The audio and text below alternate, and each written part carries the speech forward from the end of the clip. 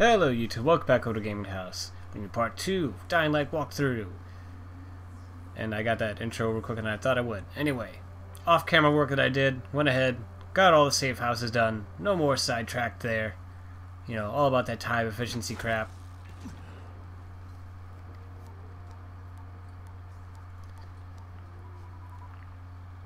Crane here. Report. Tower boss is named Brecken, and he's definitely not your man. The other likely suspect is this warlord, basically. Local guy. Calls himself Rise. He's hoarding antizin and then gouging the hell out of anybody who wants to buy some. I'm on a mission to get antizin from the airdrop. If I don't succeed, they'll have to come up with something else. Acknowledged. Good job, Crane. You're doing well. Stay on task, and we'll be in touch. Be sure to call us immediately if and when you get that antizin.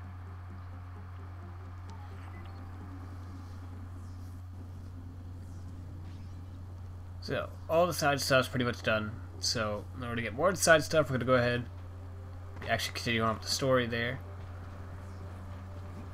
Hop these phone things, and I missed the other one.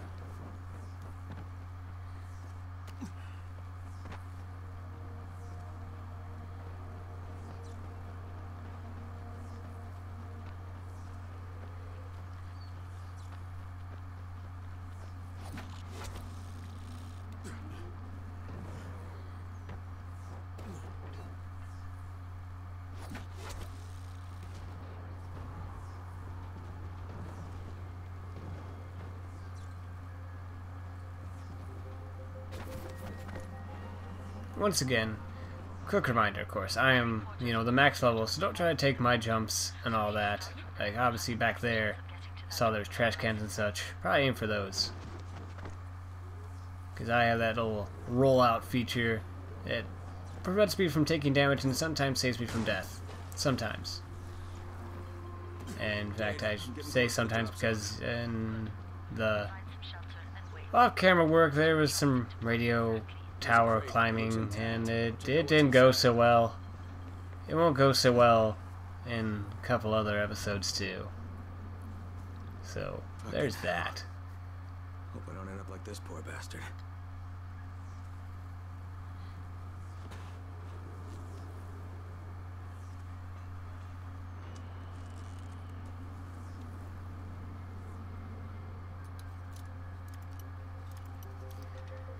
Getting some lockpicking action, with medium being a little bit more harder than most mediums, which are generally within the first unlock areas of just slightly turning to left or right.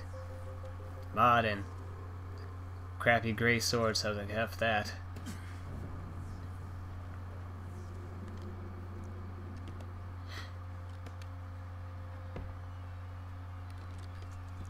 Damn it, nothing here.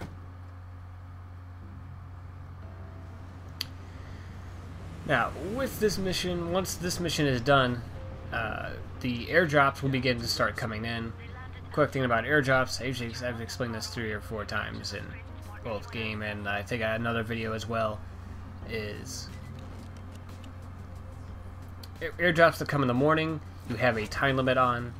If you do not get those in time, Rise will steal them. However, also, you want to get to them as soon as possible because otherwise Rise's men will loot half of them. The ones at night, however, have no time limit before they are stolen. You just have to get to them before morning comes, and then you will get them. So at nighttime, you pretty much have a good opportunity to get them whenever you feel like, whereas in the morning, I think in a couple other videos, I drop what I'm doing and go after them, which is generally what you'll have to do. Now, generally, you're not going to want to fight these people, but since I am a uber high level, and again, demonstrating human abilities work by snapping necks, doesn't work so much if he turns around and hits you in the face, but you can kill these guys. Unsure if you could kill them if you're rolling with a crew, in co-op, but just so you know, what's in this chest right here is some grenades, pistol ammo, and conducting liquid. And conducting liquid, essentially it's just water, increases the chance of electrical attacks that, like you saw back there, the man was being electrocuted and on fire, but increases the chance of that happening, that sort of stun feature that comes with electricity where they get immobilized while continuously taking damage. and can cause damage to other enemies.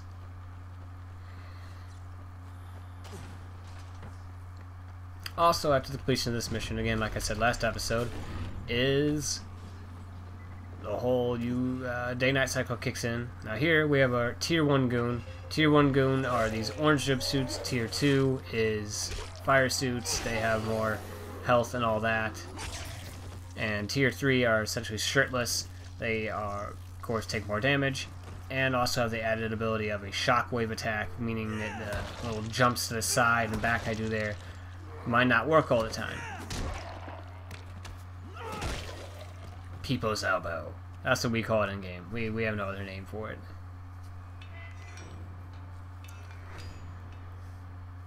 But yeah, goons, central strategy, keep moving, don't stand still long enough for them to get their hit in, so either keep moving, dodging to the left, to the sides, or hit and run past and continue to run past, because they will turn and hit you if you try to just run past. And a nice demonstration of the difference in hard difficulty versus normal. In normal, I could pretty much kill Tier 1 goons in one single swipe, whereas in that one it took like, what, four or so?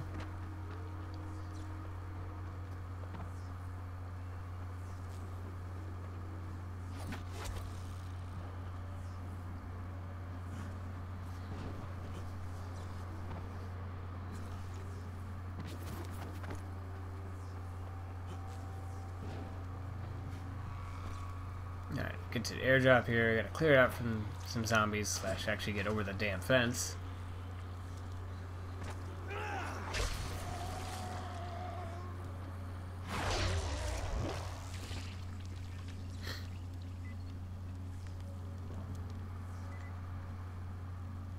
Go ahead.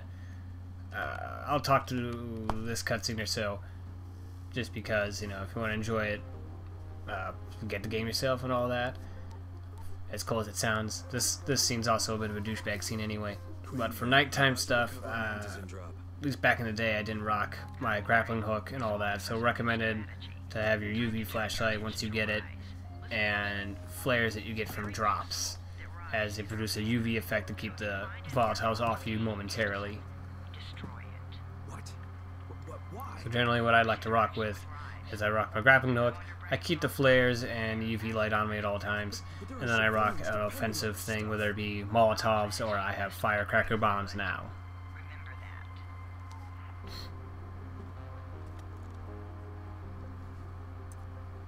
Also, I don't know why Crane just takes one. I would have fucking taken like a whole handful of those vials.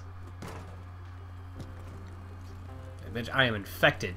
I need to keep myself safe.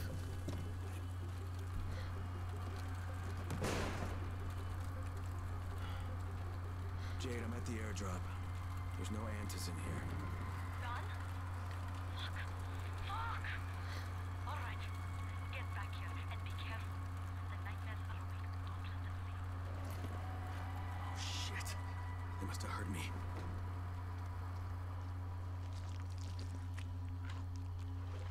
And of course, here's our look.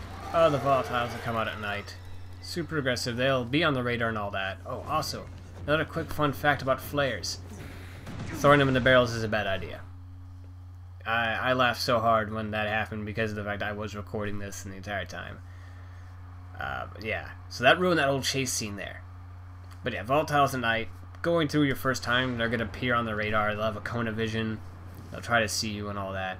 Hard mode, of course, it's off, and it's rather nerve-wracking because you can't see where they're at anymore. But yeah, so if you want a strategy, there you go. You can just kill yourself, and now you're not being pursued anymore. But of course, to lose being pursued, you could actually either try to actually lose them on your own, run into a safe house that'll immediately break off the pursuit. And here we're going to have another example of that. I see him over there, and I'm like, no, get away, flare. But he doesn't care. You kind of already saw him there. But I'm already over right here.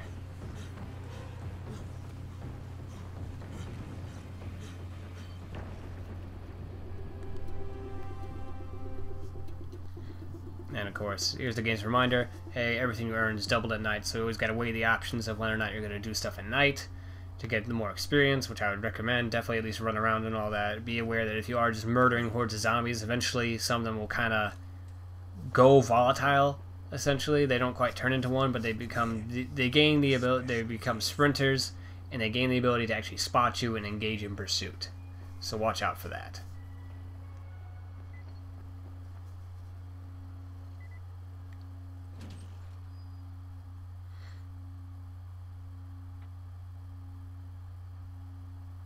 I made it in one piece. Now I know how Brecken must have felt running at night. It is no picnic. Gotta report to him and tell him I don't have any antizin. Lying to everyone stinks, but I know the GRE is working for the greater good.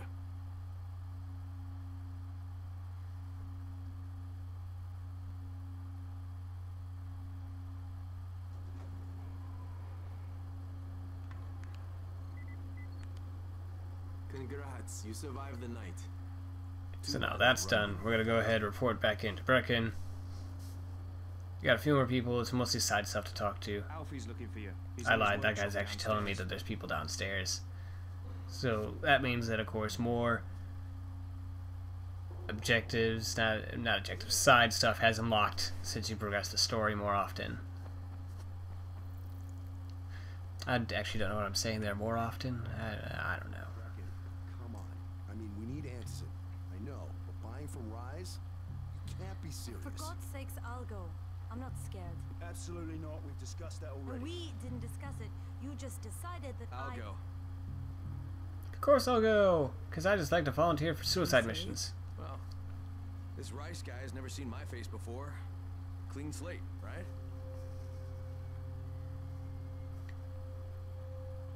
Could you guys give Crane and me the room, please? Don't leave me alone, he's gonna hit me. Challenge his authority. No. You sure you're up for this? Has to be done, doesn't it? Well, I'm not going to argue. Race's place is over here. Just find out what this will cost us and come back in one piece. Yeah, I've been here, what, a day, and we're already tight.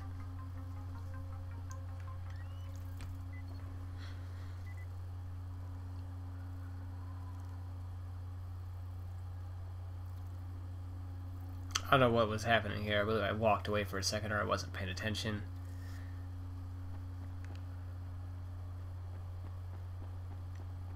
And I believe I run back up here.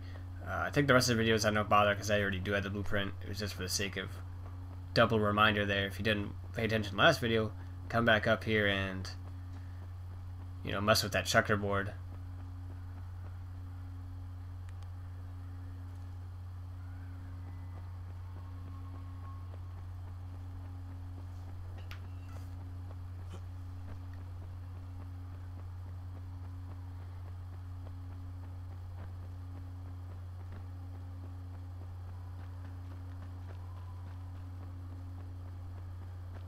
And this, we have a rare moment of me actually getting lost while doing this. Most new people will definitely do a few roundabouts and all that, and then I sit here and pull a new guy move.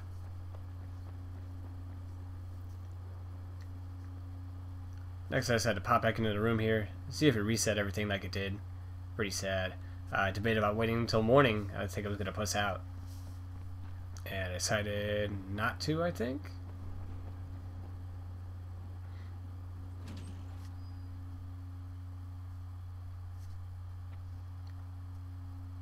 Brecken is so desperate he's ready to deal with the devil himself, Rise.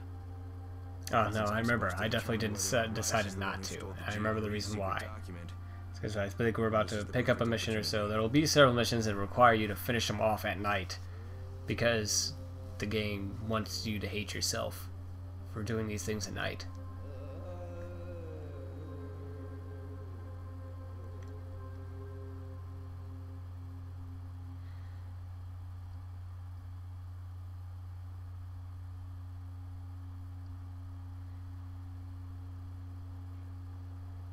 Gross, here we are. We got plenty of people, a couple people to talk to and all that. Get some more side quests in. That's me. Electricity, building maintenance. I keep this place running somehow. Glad you're here. I was just about to call you. What's the problem? Well, it's good news, bad news. The good news is that you restore the lights in the Cauldron district. The bad news is that it blew out the grid near the overpass. It's blacker than your pants pocket over there. So, you need it switched back on? There are 2 substations. Flick, flick, you switch them on. The order doesn't matter. Then you throw the master in the main station, and it'll light up like a Christmas tree. I think I can do it. Of course you can do it. Any runner could do it. But There's always a catch. Shutting off the lights has created a little black patch for the volatiles. Bunches of them are gathering there after sundown. So I've rigged a trap. It's already in place, all set to go. Now, if you can get in there and restore the power after it's dark, we can fry a whole lot of freaks in one shot. After dark? That's gonna be a lot dicier. Sure. That's why no one's volunteered for this job. But I'm thinking maybe you're a bit tougher than the rest of these guys. Just an impression. Let's just say I'm here to help. Really? Good intentions, huh? Hope you've got some guts, or you won't last long.